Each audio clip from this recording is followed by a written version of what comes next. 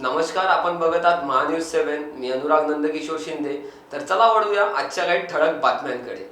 वर्धा जिल्ह्यातील हिंगणघाट येथे पुरपुडीत open space केलोडे सभागृहांसमोर संत Tukdoji board मौजा पिंपळगाव जागेवरील अतिक्रमण झोपडपट्टी हटविण्याबाबतच निवेदन उपमुख्यमंत्री अजितदादा पवार यांना देण्यात आले. विषयांकित माहितीप्रमाणे पुरपुडीत ओपन स्पेस केलोडे सभागृहासमोर संत तुकडोजी बोर्ड जागेवरील अतिक्रमण हे येथील वॉर्डमध्ये राहणाऱ्या रहिवाशांना जीव घेणार व अतिशय त्रासदायक आहे.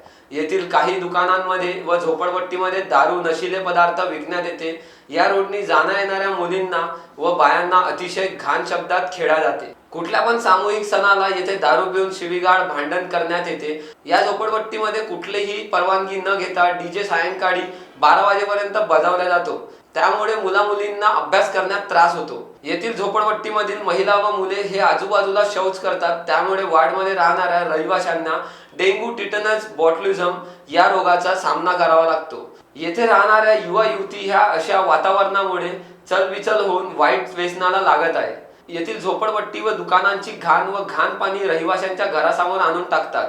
यावरील समस्याबद्दल काही म्हटलं तर अंगावर मारायला येतात.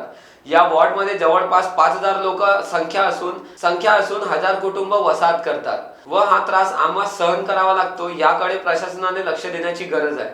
आज आम्ही उपमुख्यमंत्री साहेब अजितदादा पवार यांना निवेदन दिलं आहे झोपडपट्टी स्थलांतरित करण्याबाबत. तिथे आम्हाला खूप त्रास आहे. कारण ते अवैध धंदे असो, तिथे बकऱ्या वगैरे मारून तिथंच टाकतात. कचरा, रोगराई हा सगळा तिथं खूप जास्त त्रास आहे नागरिकांना. आम्ही याच्या पहिले अनेक निवेदनं कलेक्टर मॅडम, तहसीलदार, जिल्हाधिकारी, मुख्य अधिकारी यांना सगळ्यांना दिलेले आहे. पण आमदार साहेब यांना दिलेले आहे, पण कोणीही याच्यावर कारवाई करत नाही. आमची इच्छा एवढीच आहे की आम्हाला ही झोपडपट्ट्या उठवून त्यांना दुसरीकडे स्थलांतर करून द्यावे आणि आमची जी झोपडपट्टीची जागा आहे ती तिथे खाली करून द्यावी. तिथे गार्डन किंवा कोणतीही काही असेल ते करून द्यावे. कलेक्टरला निवेदन देऊन तर कोणी शासकीय कर्मचारी कारवाई करत नाही आहे. तरी आता 10 ते 15 दिवसात केली नाही तर समोरचं आम्ही पाऊल उचलून आत्मदहन असं आम्ही ठरवलेलं आहे. शासन लक्ष देत नाही. शासनाच्या जागेवर जे अतिक्रमण केलेलं आहे, हिंगणघाटचा प्रश्न अतिशय गंभीर आहे. शासनाच्या जागेवर अतिक्रमण झालेलं आहे. शासनाची जबाबदारी आहे की ते अतिक्रमण हटवणे, त्यांचं पुनर्वसन कुठे करायचं आहे, काय करायचं आहे हे शासन ठरवेल. अशा प्रकारचं निवेदन आज हिंगणघाटच्या नागरिकांनी राष्ट्रवादी काँग्रेसच्या माध्यमातून अजितदादा पवार उपमुख्यमंत्री यांना दिलेलं आहे. त्याच्यावर दादांनी कारवाई करू, विचार करू नक्की सांगितलं आणि त्याचा पाठपुरावा राष्ट्रवादी काँग्रेस करून हा प्रश्न येत्या काही दिवसातच मार्गी लावल्याशिवाय राहणार नाही. वर्धावरून सतीश काळे यांची रिपोर्ट, महान्यूज 7 नागपूर.